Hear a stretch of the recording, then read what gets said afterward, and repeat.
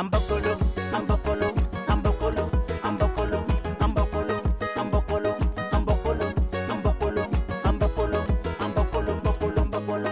Mvo mogo kado, ibora mogo minuna, oluye mogo zuguya dumenye.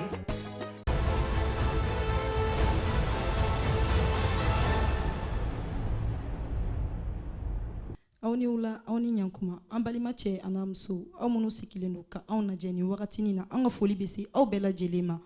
abc.com, SA, ORTM, Ministère de la Culture, Recortrad, Olu de Djelakani, émission Insiki, au Tokoyala. Ni Otoko Ambokolo. Bi, ne kelente anka émission réalisée. En tonton Bambolo ni ale Modibokan Keita, historien do. En tonton Bentukun, Aruna Bari, modérateur, chercheur et écrivain. En tonton Bambolo Anga Djelikedo, Burama Soumano.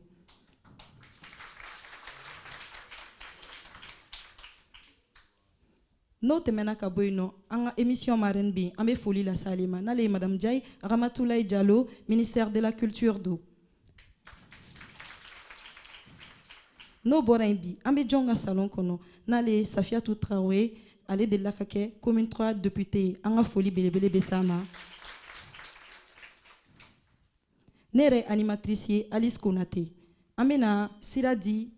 anga donkili dalauma oluka temeni donkili Mvo mogo kado, ibora mogo minuna, oluye mogo zuguya dumenye.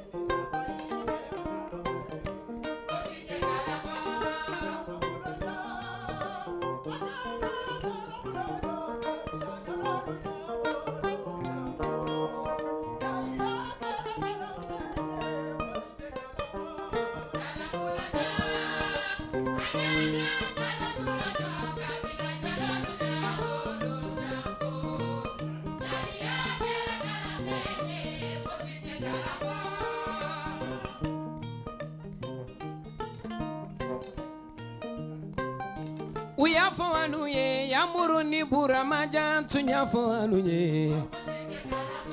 Uya fo anuye kelabala koroba tunya fo anuye Uya fo anuye bako danyo tunya fo anuye Uya fo anuye jamusa sumano tunya fo anuye Kalambulonjo anyanga kalambulonjo kabila jalolu nyawo lonjanko jaliya kera kalam fenye fosite kalamo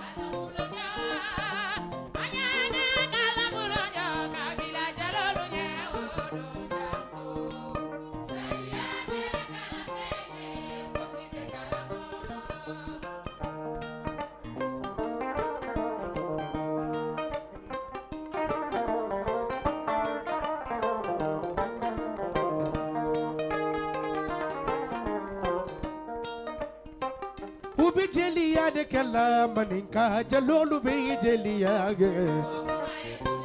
Ubi jeliya de kala kasunka jalolu be jeliya ge Ubi jeliya Allah sakuka jalolu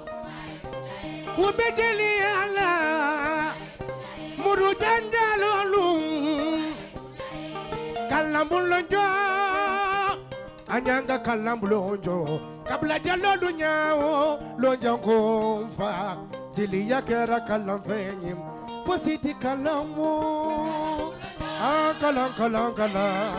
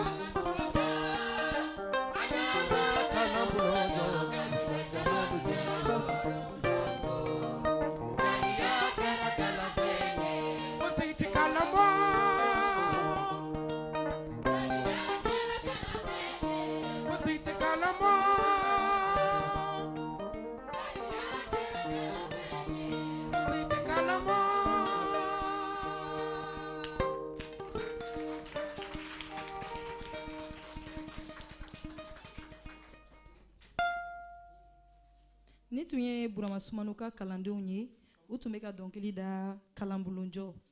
Kalanbulonjɔ yɛrɛ ye fɛn jumɛn de ye? San'an ka taa kalanbulonjɔ la, kalan yɛrɛ ye jumɛn ye tonton Burama Sumano?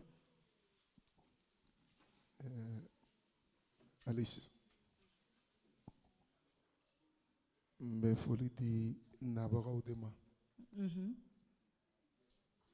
minnu wulila ka na an lajɛ k'olu fo fɔlɔ ka foli di baro in sigibagaw ma o ni ne ni masa ni jatigi minnu bɛ n'a kɛ n'o ye Keyita ani Bari ye. N'i ko Burama Sumano dɔrɔn min bɛ ne dɔn i b'a dɔn ko n'i ye ŋunanjɛ fali kɔ la misi tununa la ne ye ɲare laadatigi de ye, ne bɛ Bamako laada de kunna, ne bɛ jamanatigi de kunna. O kɔrɔ ne bɛ ko o ko kɛ Bamako yan n fa ka laɲini kɔnɔ n'o ye Bakari Sumano ye a bɛ kɛ ni ɲarew ka bonya n'u ka karama ni surakaso fila ka bonya n'a ka karama de ye. Koba tigi tan o ye koba lankolon de ye. Ne ka kuma tigi o ye Dirisa Sumano ye. Ne tɛ se kuma la. Bi baro bɛ gɛlɛya mun na n'i y'i sigi k'a fɔ ko i bɛna dɔnniya de di, dɔnni dun ye hakili den de ye. Hakili dun tigi o ye sijɛ de ye. Burama Sumano ye sifin ye. N'i ko ko ni sijɛw ka sigi ka dɔnniya di a kɔrɔ de ye ko Burama Sumano ka sigi a fa siya ni a fa danbe ma nka a ka tulo ma da a ka kalan. Donc ne ka kunnawolo kɛnɛ don parce que ne na fɛn dɔ sɔrɔ bi min bɛ somɔgɔ sama bɔ, n ka kalandenw n'o sɔrɔ, n ka lamɛnnikɛlaw n'o sɔrɔ, Ala ni Moribo Kani Keyita ani Aruna Bari sababu la. O ye kuma dayɛlɛ kan ye. Ka se i ka jaabi ma n'i ko ko kalan. I donna siya siya kɔnɔ, i donna diinɛ diinɛ kɔnɔ, i donna tagabolo tagabolo kɔnɔ. A tagabolo bɛɛ ko dɔnniya tɛ sɔrɔ min kɔ o de ye kalan ye. Hali ni an bɛ jamana min kɔnɔ n'an ko a jamana bɛɛ 90% 95% musulman n'o bɛnna tiɲɛ ma hali kuranɛ kɔnɔ n ko ikra bɛ yen. Ala bɛ Mamadu kɛ kira ye a ko a ma de ko kalan. Ko kalan. Donc kalan nafa ka bon kosɛbɛ. Ni a tun ye Ala diya a b'a d'a ma k'a sɔrɔ a ma kalan. An bɛ tontigiya mun dɔn Mali kɔnɔ n'o ko tontigiya i kɛra laturu masa ye i kɛra kɔmɔtigi ye n ko laturu fana bɛ kalan de n'o tɛ a suyalaman tɛ jigin mɔgɔ la. Dɔnniya fan o fan a ɲinini fɛ i k'a kalan. N'i y'a kalan a bɛ fɔ min ma a kɔlɔlɔ o ni a makama a bɛ min ɲa n'a bɛ se ka min tiɲɛ i bɛ bɔ o kalama i b'a sina dɔn i b'a danyɔrɔ dɔn i b'a kɛcogo a kɛkun a kɛyɔrɔ a kɛbaga i b'a dɔn o de fɛ nka i ma fɛn fɛn kalan i tɛ tana dɔn o la i ma fɛn fɛn kalan i tɛ danyɔrɔ dɔn o la o tuma kalan k'a kɔrɔjɛ fɔ dakuru ɲɛ kelen i tɛ min dɔn k'i bila i k'o dɔn o de ye kalan ye.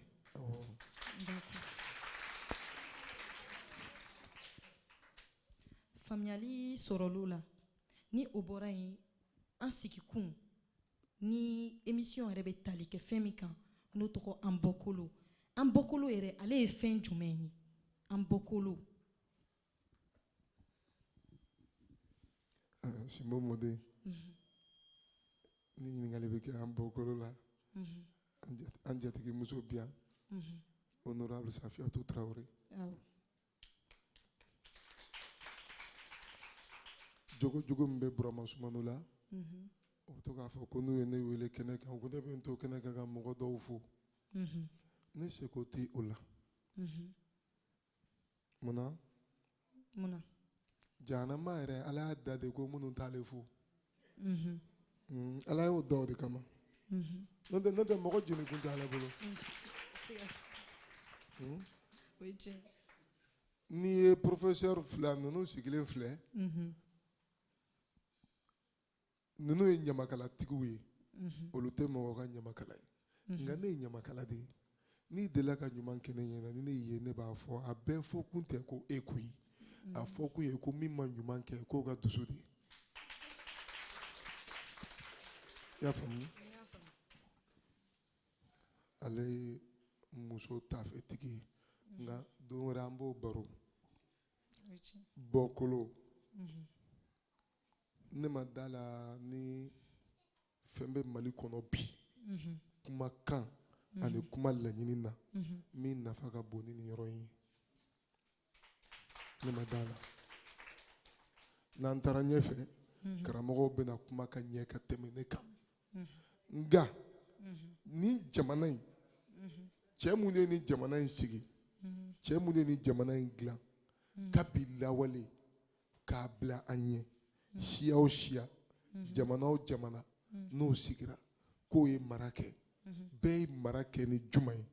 ye i danbe ye bɛɛ ye mara kɛ ni jumɛn ye i seko i ka tabiya i dɔnko o cɛ ninnu minnu ye nin kɛ jamuw dira olu de ma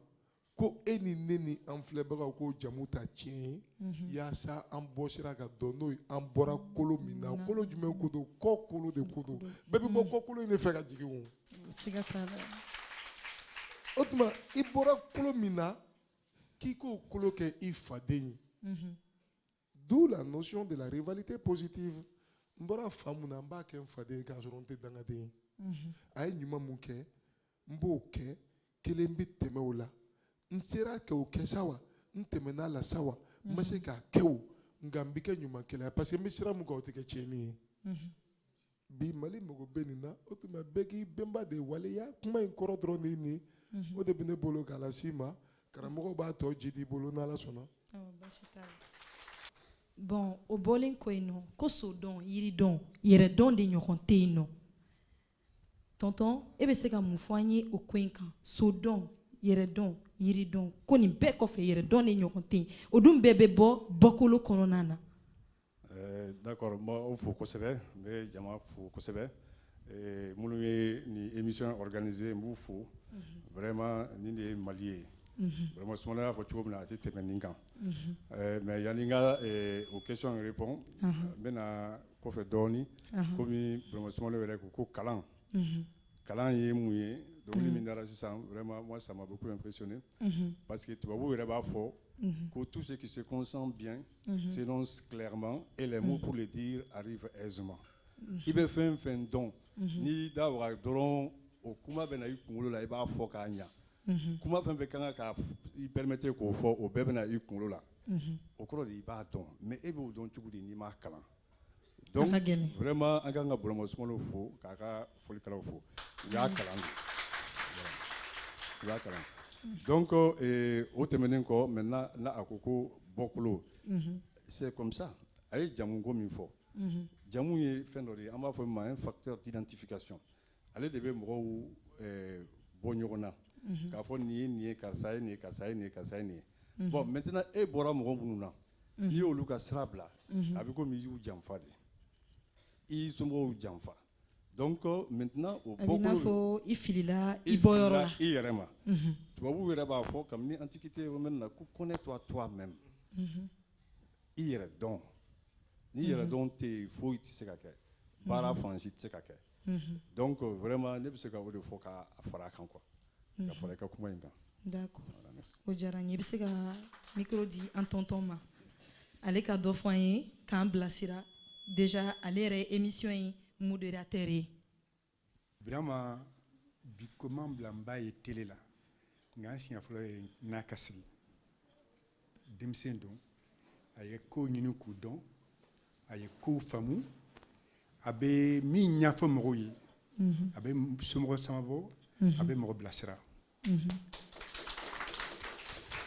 Keita ye min fara kan sisan a tɛ tɛmɛ o kan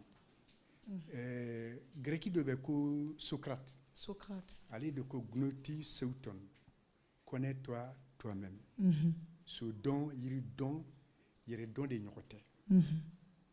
o kɔrɔ ye min ye k'a fɛ n'an t'an yɛrɛ dɔn an bɛ fili an yɛrɛ ma ni fili yɛrɛ ma i tɛ tagayɔrɔ dɔn i tɛ nafan dɔn yɛrɛ la i t'a dɔn kan ka fɛn fɛn kɛ a bɛ se comme ka émission in a sigi kun y'o ye ka da ka bi Birama y'a fɔ sisan jamana in kɔnɔ gɛlɛyaba de b'an kan a gɛlɛya caman bɛ yen sun wɛrɛ t'a la o fili yɛrɛma fili ɲɔgɔnma o de kelen k'an sɛgɛn n'an seginna an yɛrɛ ma n'a ma kɛ dɔwɛrɛ ye an n'an yɛrɛ dɔn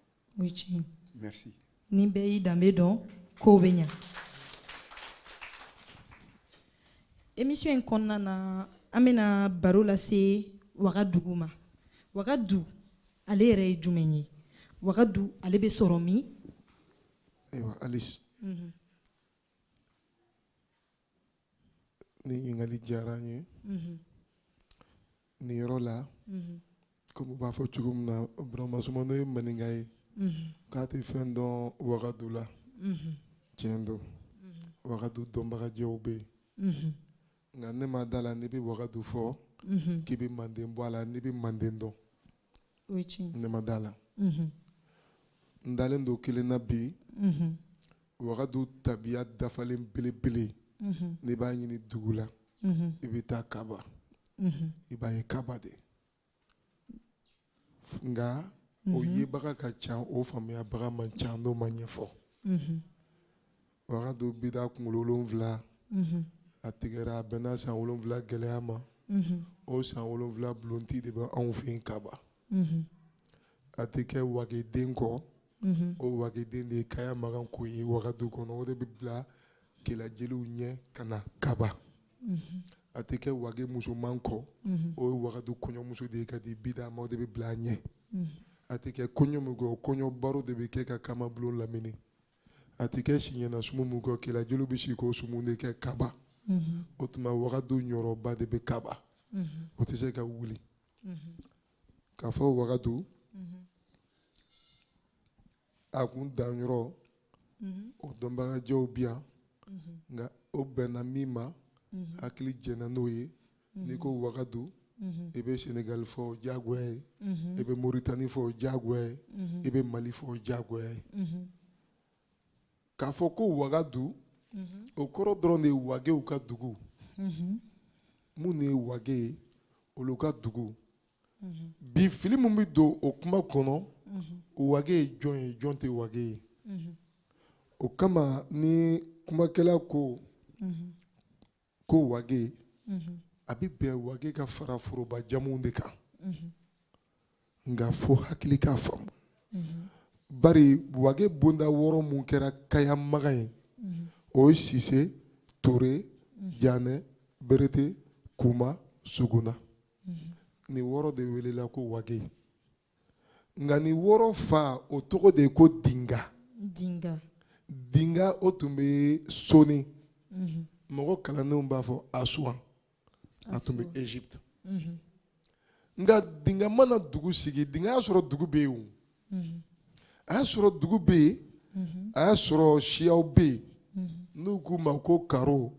o karo de labanna ka wele ko kakɔrɔ kakɔrɔ o kɔrɔ dɔrɔn de anw tun bɛ yan kakɔrɔ anw ye dugule ye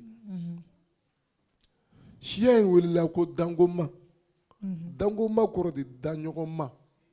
daɲɔgɔnma anw ka kan na bi kɛlɛ bɛ kɛla min nɔfɛ ko bonne justice n'o ye égalité ye dangoma kɔrɔ de daɲɔgɔnma mɔgɔ ma wusa mɔgɔ ye nka nin bɛɛ bɛ jɔnw ko fɔ a bɛɛ kan bɛ kakɔrɔ kelenw de ma a bɛɛ kan bɛ kakɔrɔ kelen de ma a bɛ komi dɔrɔn n'i ye ji sigi n'i ye sukaro k'a la a bɛ kɛ sukaro ji de ye o n'i ye sukaro to a kɔnɔ ka lemurukumuni fara a kan a bɛ kɛ lemurukumu ji ye n'i ye ɲamaku fara a kan a bɛ kɛ jinbere nka a bɛɛ ye ji in de ko ye o a bɛɛ ye ji in de ko ye o tuma dinga siw nalen ka kuma la surunya bari karamɔgɔw bɛna ɲɛfɔli kɛ ka tɛmɛ ne kan dinga siw nalen min bilal'olu ɲɛma ka na o de ye Jabe o b'a fɔ ale de ma ko Kaya Magan Sise nin tɛ mɔgɔ tɔgɔ ye o Kaya ye mara de tɔgɔ ye Magan kɔrɔ ɲɛmɔgɔ Sise kɔrɔ sokɛtigi nka a yɛrɛ tɔgɔjɛ de ye Jabe Sise ale de ye ka n b'a fɔ min ma ko ka a kɛ jamana ye ni kalandenw ko empire ale de kɛra sababu ye k'o sigi maraka kabilaw jɛra k'u damasiyɛn ale de ye o damasiyɛn ma kɛ sarati mun kɔ Jabe fila ni ɲɔgɔn n'o ye Bida ye Bida de ko Jabe ma n bɛ masaya di ma nka fo wageden ɲuman kelen ka di ne ma san ni san bi an bɛ yafa deli de kɛ an y'o siniman dɔw ye minnu y'a jira ko Bida ko ma kɛ tiɲɛ ye mais ni Bida ma kɛ tiɲɛ ye Wagadu ma kɛ tiɲɛ ye Mande ma kɛ tiɲɛ ye Soso ma kɛ tiɲɛ ye Mande ni Luwɛsi si tɛ tiɲɛ ye. Min de ka kuma tigɛ dɔɔni a bɛ n'a fɔ sa kunkolo 7 Wage denmuso in a tun bɛ taga di o de ma san ni san o bɛ di n'o kɛra samiya bɛ ɲɛ sɛnɛ bɛ ɲɛ kɛnɛya bɛ don sabati bɛ don jugu tɛ se dugu la Jabe Sise de y'o layidu ta Bida ye kabila tɔw jɛra ka layidu ta Jabe ye ko ni ɲɛsin kɛra min den ma o b'a den di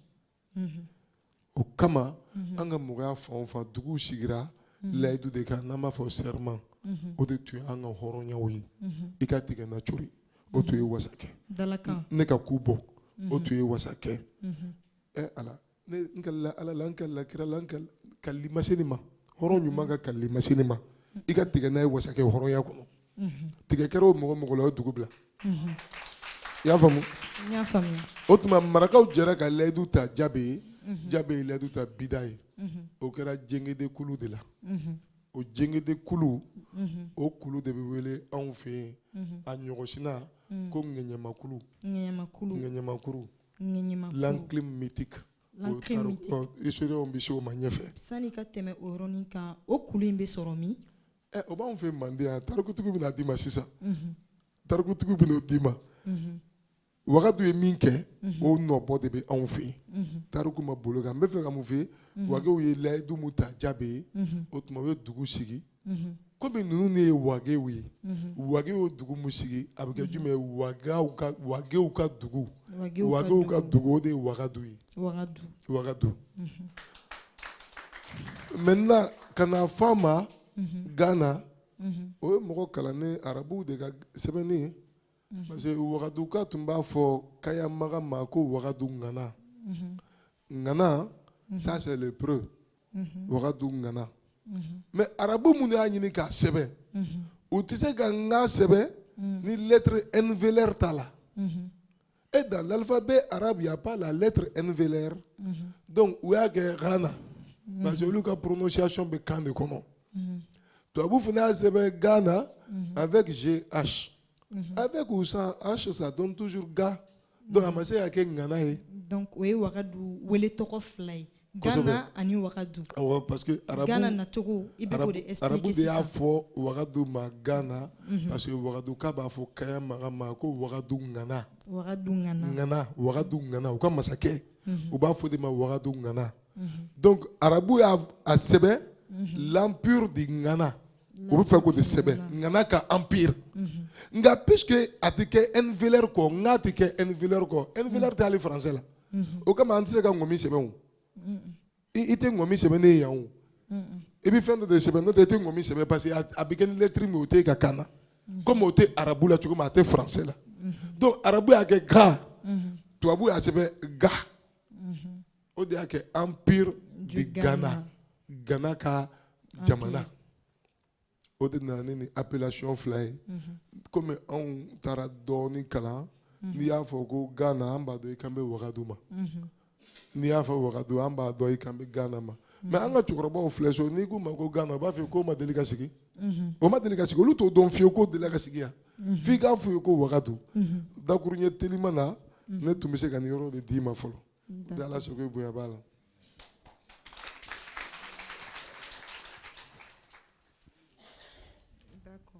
Tonton Modibo Kane e bɛ se ka mun fara tonton Burama Soumano ka nin yɔrɔ kuma in kan?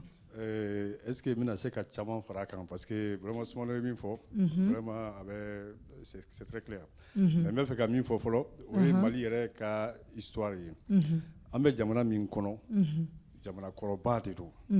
donc effectivement vraiment y'a fɔ cinéma dɔw bɛ passer minnu b'a essayer ka an ka culture la gosi ka ko banaliser donc ne bɛ fɛ ka a jira k'a fɔ Mali ye jamana kɔrɔ de ye sur le plan n'est-ce pas physique Mali existera jamana caman de ɲɛ an kɛrɛfɛ jamana ninnu mɔgɔ si tɛ u kɔnɔ waati min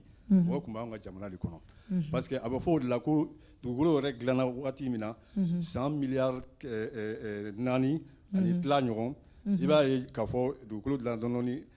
wagati 5 de kɔnɔ précambrien primaire secondaire tertiaire ani quaternaire maintenant quaternaire adamaden nana dugukolo kɔ kan quaternaire de la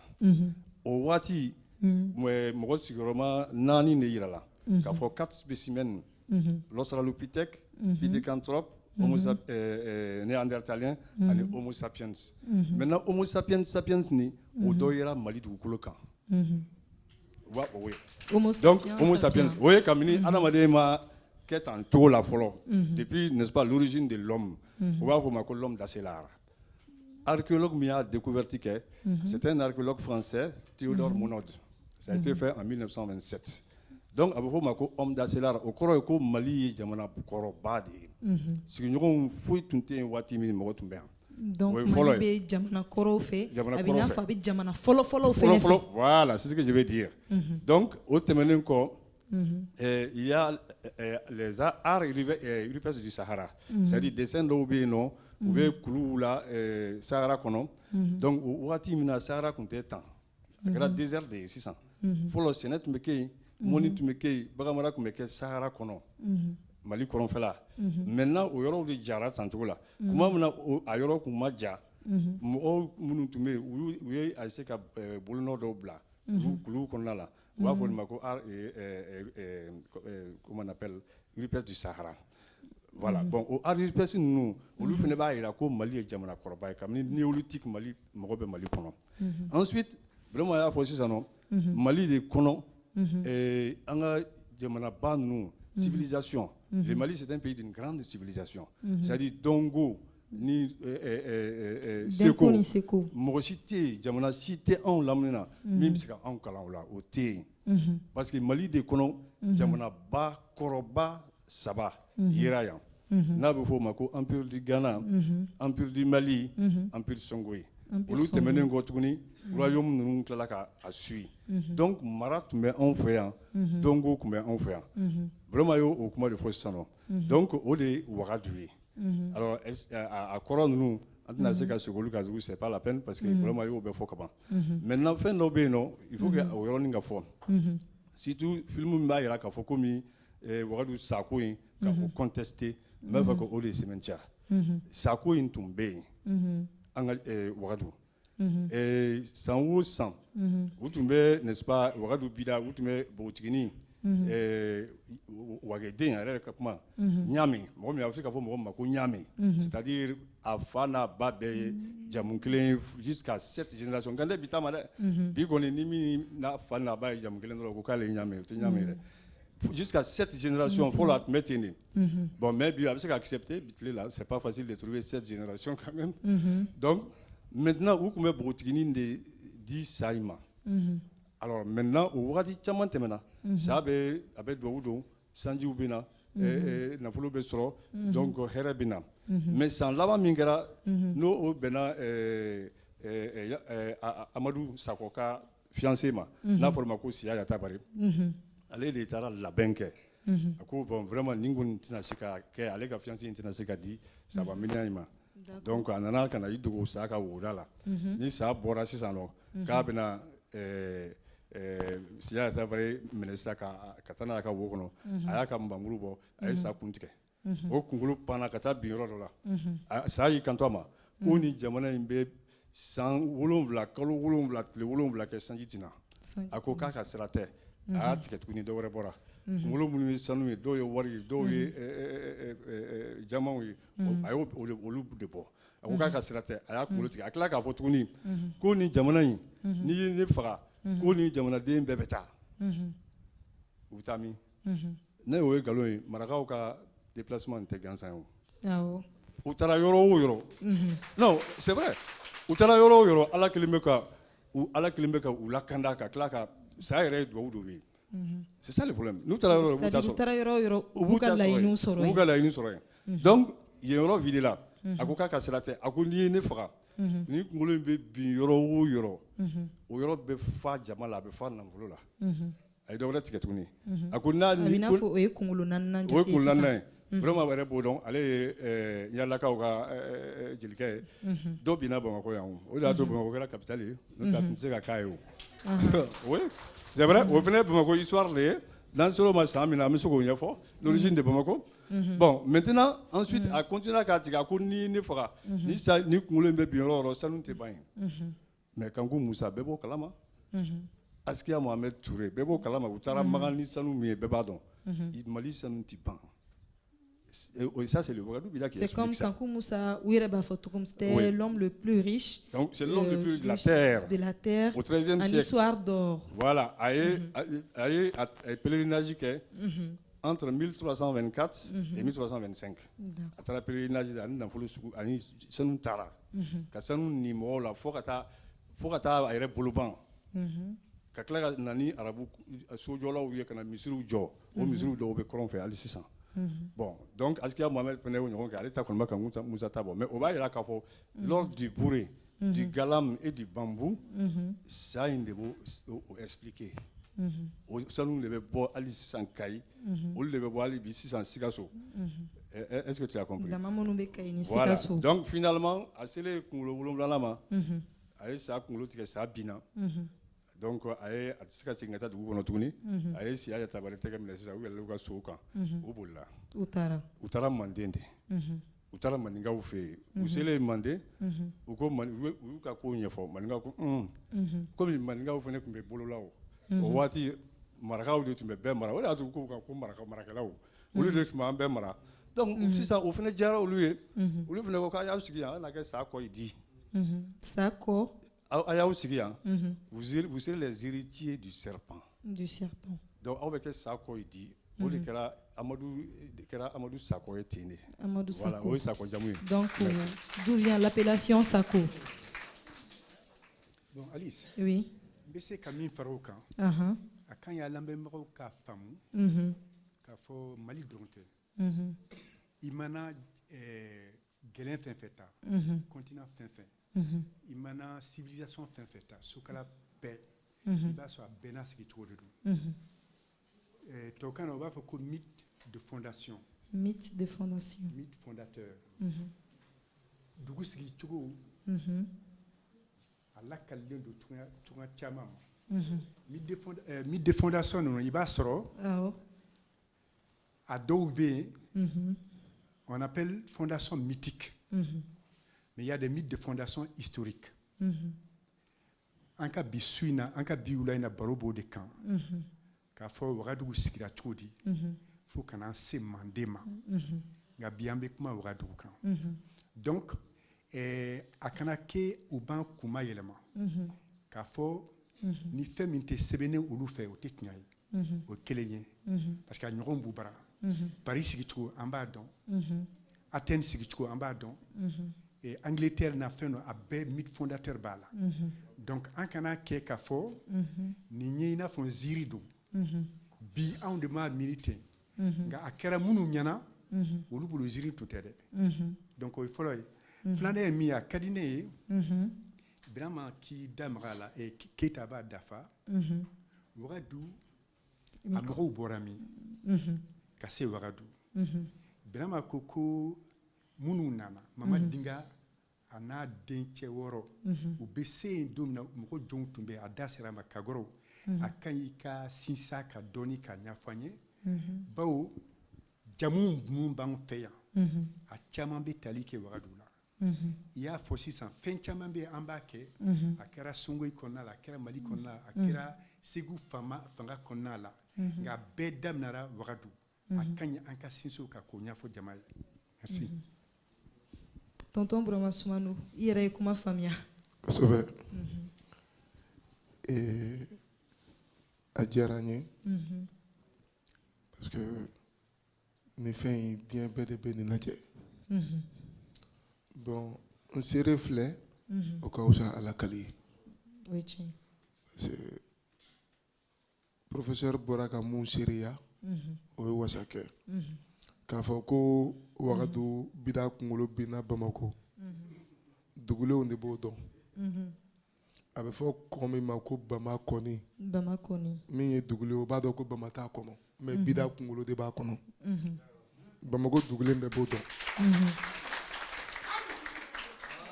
o kama n'a dugulenkan bɛ fɔ a bɛ fɔ de ko lenbi lanba Bama tɛ Bama tɛ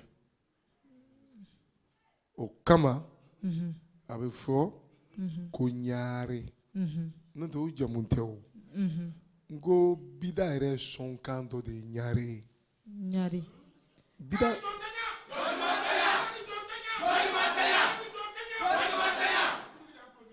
bida bida sɔn kan o de ye ɲaare ye k'i to bi la ka sini ɲɛsigi minnu wulila ka bida kunkolo sɛgɛrɛ n k'olu bɔra Wagadu de ɲagatew tɛ wa seriba ɲagatew tɛ wa u nana bari ko bida kunkolo bɛ bin dugu min na ko baji bɛ cɔri ye kulun tɛ bɔ a dugu fɛ ka dugu wɛrɛ sɔrɔ o kama kulun tɛ bɔ Bamako ka Kulukoro sɔrɔ baraji de Sotiba chute de Sotiba bɛ yen bato tɛ taa kulun tɛ taa ba bɛ cɔri ye o tuma la kɔko in o bɛ ka ko wɛrɛ créer a kɔnɔ n'o tɛ laɲini bɛ bida kunkolo de nɔfɛ ɲaarew sigir'o de da la ka professeur seereya e t'o dɔn nka ni san yɛlɛmana anw bɛ jɔ o kunna anw da b'o la o tɛ kɛ anw kɔ mun ye ka an da don Kakɔrɔ la don dɔ la an bɛ émission dɔ la an ka kuma bolila jamu ko kan ne ko jamu foyi tɛ Mali la min ka kɔrɔ Fofana ye a tɛ yen jamu foyi tɛ Mali la min ka kɔrɔ Fofana ye jamu foyi a tɛ Mali la min ka kɔrɔ Fofana ye nka kuma in farinyara hakiliw ma nka f'a ka faamuya ko min y'a fɔ ko jamu tɛ Fofana ne jamu tɛ Fofana o maa o maa n'i yera Mali tabiya kɔnɔ i yera Wagadu ko kɔnɔ ni e jɛnna n'a ye ko Kakɔrɔ k'o de ka kɔrɔ ni maraka ye n'an b'a fɔ ko wage n'i jɛnna ni o ye f'e k'a dɔn ko o Kakɔrɔw olu de tun bɛ tamanci kɛ o to jamu ko t'a la o tamanci de b'a la nka taman de cita cayara k'a sababuya kɛ baarakɛta caya ye ni samɔgɔya b'i la samɔgɔ ci b'i la n'i bɛ donsoya kɛ donso ci b'i la n'i bɛ julaya kɛ jula ci b'i la ni baara ne nana bɛn baara 30 ma o tɛ ci 30 ye wa o ye ci 30 ye donc adamadenw commencera ka cɛjuguya cɛjuguya bonya adamadenw murutira parce que ɲɛda bɛ cɛjuguya wa i bɛ jogin mɔgɔbaw ko la ko a k'an ka fɛɛrɛ tigɛ ko maaw bɛna ban ci ma ci in dun de bɛ kɛ mɔgɔ sugu ka dɔn ko n'o tiɲɛna an bɛ mun kɛ ko ka jateminɛ kɛ ka fɛn dɔ bila ci nɔ la hali bi o tɛ kɛ an ka sariyaw la wa ni sariya dɔw dépassera dɔ bɛ bila o nɔ la o jateminɛ la u ye hadamaden tila dansigi 4 i farikolo i hakili i ni i ja nka ja in de b'i farinya ka ko bɛɛ kɛ ja min b'i farinya k'a kɛ ko n'o ko kɛra ko ɲuman ye ko jamana nafa ko ka o ko kɛwale ta k'a tɔgɔ kɛ k'i ja maamu n'a kɛra k'i ja maamu a bɛ fara i tɔgɔ kan den minnu bɛ bɔ i la olu b'o ta tiɲɛ ka e k'u faden ye an ko yan ma ko jamu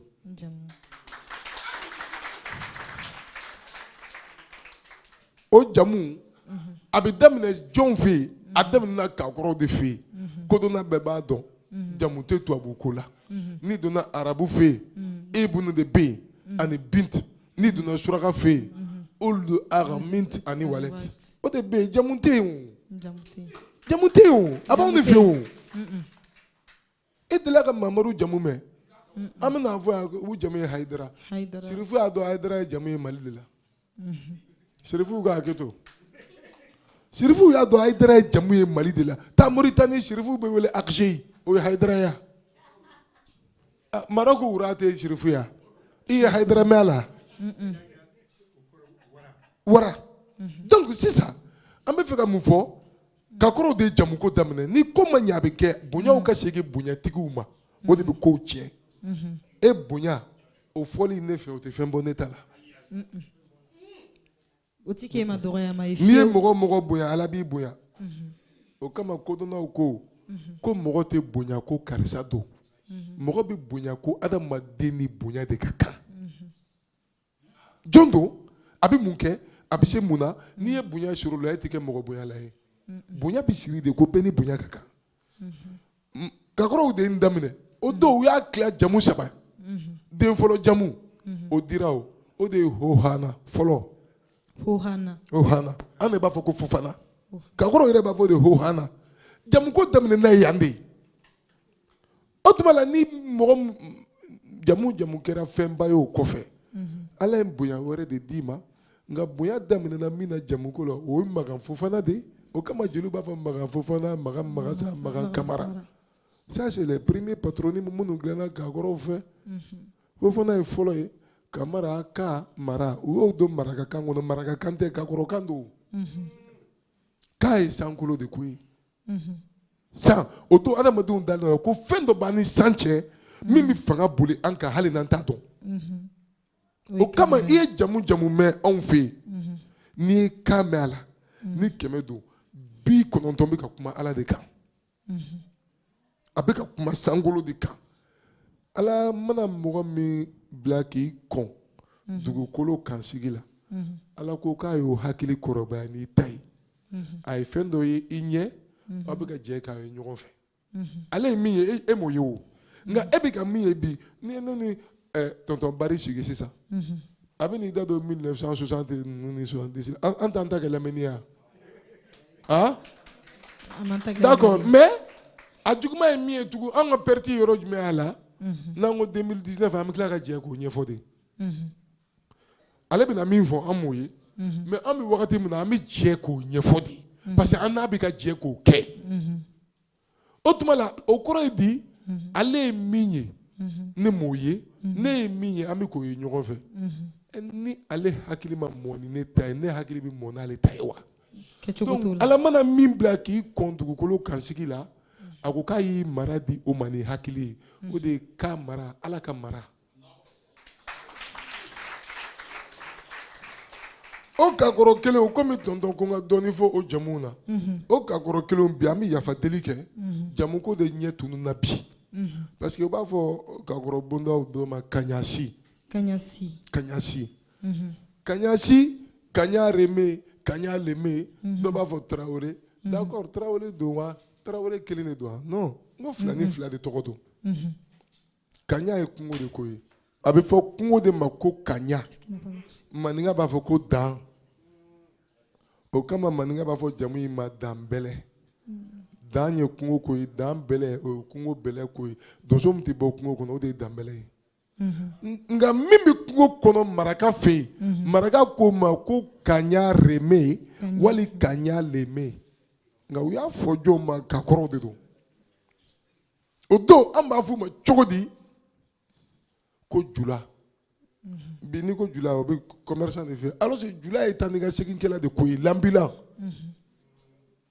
o don jɔn bi taniga segin kɛ donso de tun b'a kɛ samɔgɔ t'a kɛ samɔgɔ bi sɛnɛ de kɛ o b'a nɔ la donso de bɛ wulajanw tɔgɔma ka taa donsoya kɛ a fɔra ma ko kaɲa leme kaɲa reme marakakan na nka ka kɔrɔ kan fɔla ko kaɲa si kungo si o tuma o fɔra kɔnte ani tarawele de ma kɔnte kɔrɔ ye di tarawele kɔrɔ ye di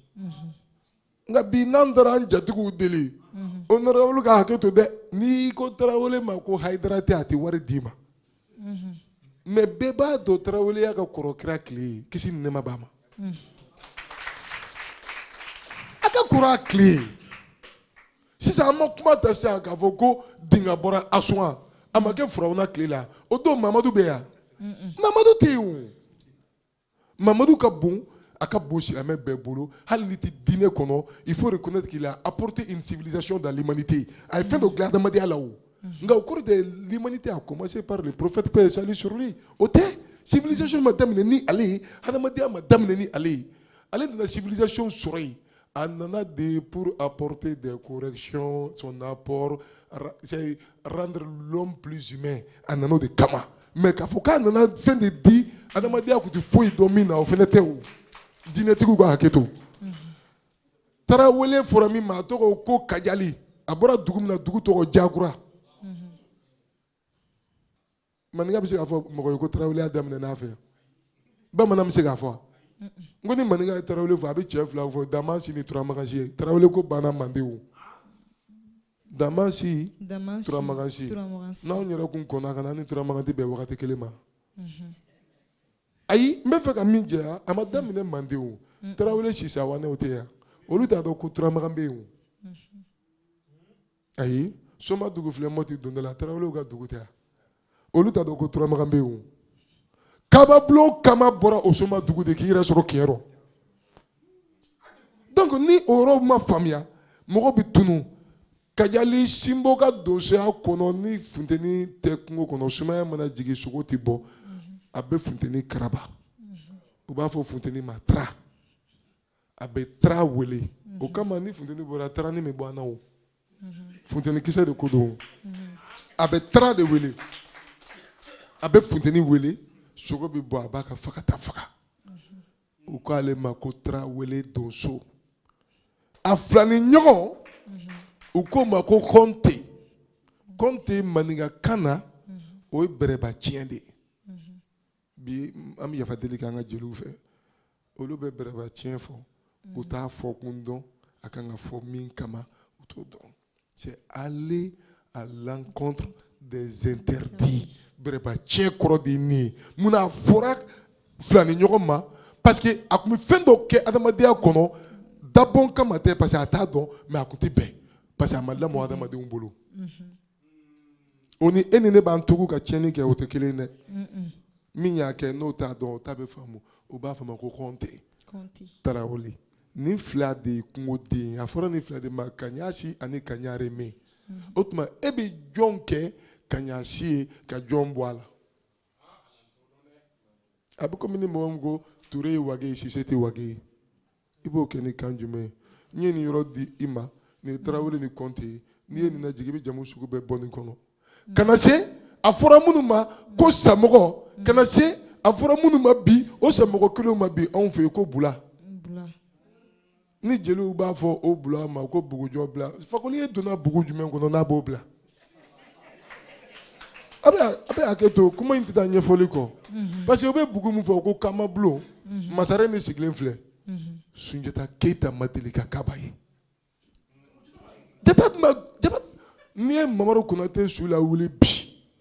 ka palais de congrès yɛrɛ a bɛ ɲininka ko yan ye jamana jumɛn ye tiɲɛ tɛ wa bon n'i ye kaba yɛrɛ jata la a bɛ ɲininka ko yan ye yɔrɔ jumɛn ye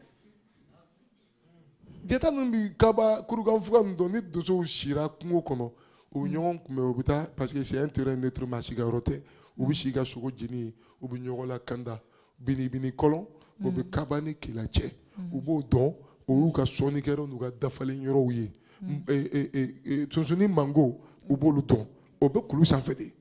nga fa ka famu a fɔra ni jamu wɔɔrɔ de ma ko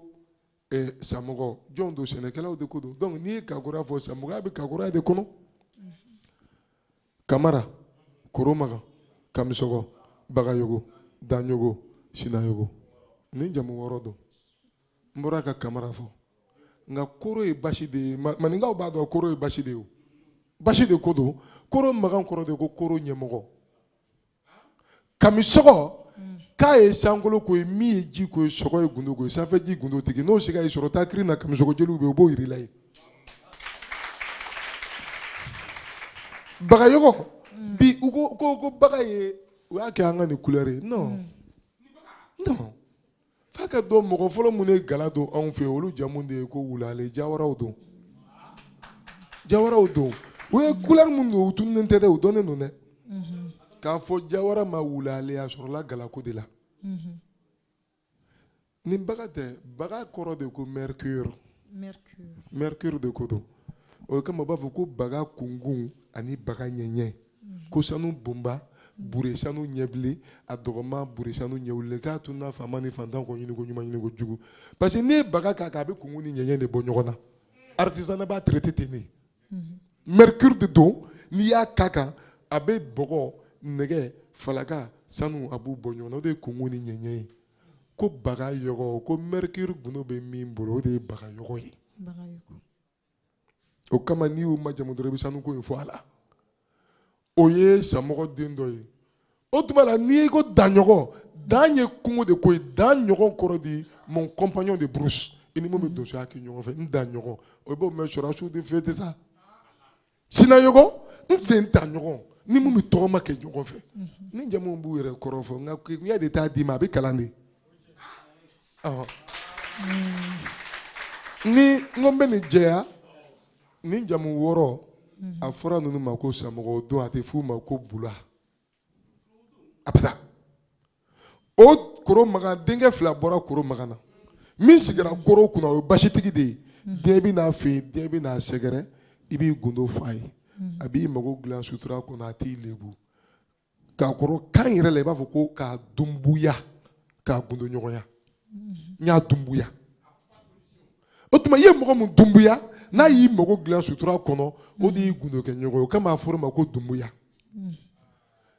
min kɛra donso ye n'a ye sokɛ bɔ kungo kɔnɔ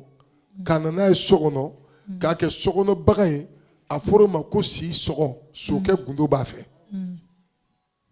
si sɔgɔ ni dunbuya o bɔra koro magan na tan o don ni bɛɛ la a bɛ f'o ma ko samɔgɔ de mais munna a furu ma bula par la suite parce que mɔgɔw ye bulaya kɛ a damata ko wɛrɛ de ye magantagajigi de ko maraka fanga n'o ye binkɛnɛjini fanga ye k'a dadigilen don ale kabila la olu mun ye samɔgɔ ye n'u tɛ bɔ o nɔ la parce que donsow bɛ taa ni ka segin kɛ fɛn t'olu sɔrɔ o magantagajigi de ye hiji kɛ ka taa Israël bi jeliw b'a fɔ walayi bila a taara Makan a bɛ taa mun ɲini Makan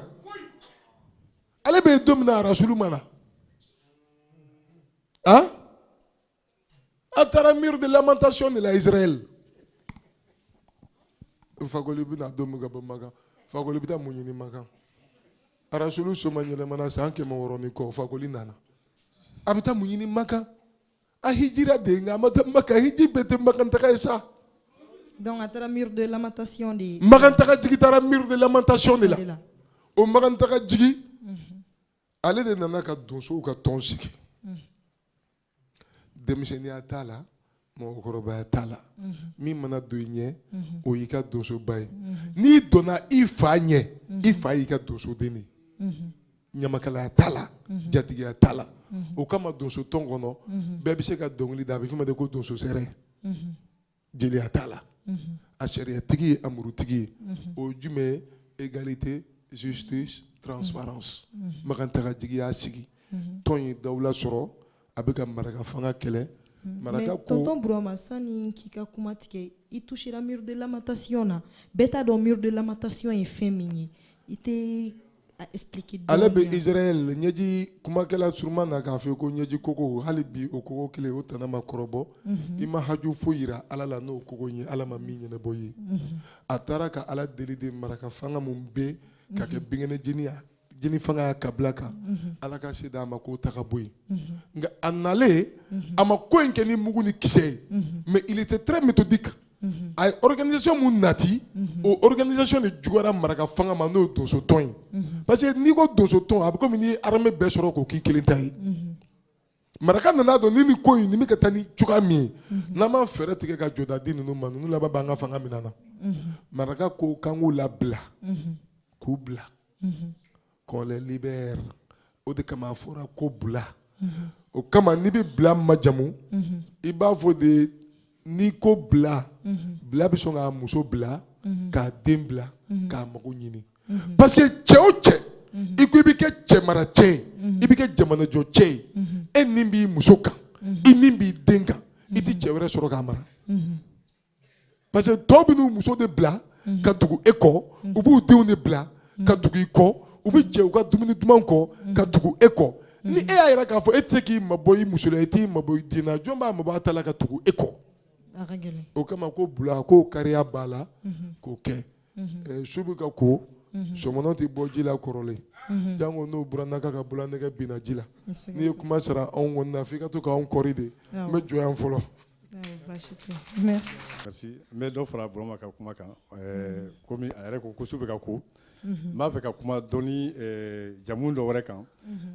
komi Burama ye jamu caman fɔ ne bɛ se ka n bɛna kuma kelen kan o ye Magoba ɲɛ Wagadu olu tun ye Wagadu kɛlɛkɛlaw de ye donc Wagadu tun bɛ Wagadu kɔnɔ u tun bɛ kɛlɛcɛw u tun b'u recruter mɔgɔ jumɛnw cɛla mɔgɔ minnu ka bon u ka jan donc fanga b'u la maintenant olu de tun bɛ recruter n'u taara n'u ye kɛlɛ kɛ u bɛ kɛlɛ gagner donc jamana bɛ bonya n'u seginna ka na u b'u disi gosi u b'a fɔ k'olu ye samaw de ye olu ye sama senba de ye Laginɛ n'i taara Laginɛ u b'a fɔ o ma ko senba maintenant bagan min ka bon ni kungo kɔnɔ bagan mɛ olu de ye sama ye u b'a fɔ marakakan na u b'a fɔ k'olu ye turew de ye donc o de nana ni jamu ture ye komi Burama y'a fɔ cogo min na donc maintenant o ture ninnu turelaka ninnu olu bɛ bɔ Wagadu Kunbi ka taa Manden Mandinkaw de y'a traduit encore n'est-ce pas maninkakan na ka kɛ Samakɛ ye n'u b'a fɔ ko Samake ensuite yɔrɔ wɛrɛw la tuguni olu fana ye tɔgɔ wɛrɛ fɔ a ma tuguni ko Sogoba donc n'i y'a jateminɛ o jamu saba Ture Samake ani Sogoba olu bɛɛ ye jamu kelen de ye donc mais il y a pas la flèche retour c'est-à-dire que Ture Sogoba ni Samake bɔra Ture la mais Ture ma bɔ Samake ni Sogoba la voilà donc n bɛ fɛ ka o yɔrɔnin fana fɔ maintenant o Turelaka minnu sera Manden donc olu ka mɔgɔba dɔ bɛ yen Sirimangana Ture o Sirimangana Ture maninkaw y'o de majamu k'a fɔ o ma ko Manju Ture donc o la kuma fila b'o yɔrɔ la dɔw ko komi a kɔgɔlen don a ka jan comment on appelle u bɛ siran a ɲɛ a kana kojugu kɛ mɔgɔ la mais u y'a ye k'a fɔ o bonya n'o janya tɛ foyi ye a tɛ se mɔgɔ si ma ko maninkaw ko a ma ko Sirimangana Ture k'i man jugu mais dɔ wɛrɛ bɛ yen tuguni ne yɛrɛ dalen b'o la kosɛbɛ o ye n'est-ce pas kɛlɛcɛ dɔ tun bɛ kira kɛrɛfɛ donc Manzuk ibn Jabali o Manzuk ibn Jabali de comportement dɔ taabolo dɔ tun b'a la silamɛya sira fɛ donc Ture ninnu y'o embrasser u nana Manden u nana o kɛ parce que olu de tun bɛ mɔgɔw kalan silamɛya taabolo la donc o Manju olu tɛ se ka Manzuk fɔ u k'o ma ko Manju donc Ture Manju nana o yɔrɔ la ko Ture Mandemori voilà donc n bɛ dan yen fɔlɔ. An fɔ mɔgɔ ka dɔn i bɔra mɔgɔ minnu na olu ye mɔgɔ suguya jumɛn ye.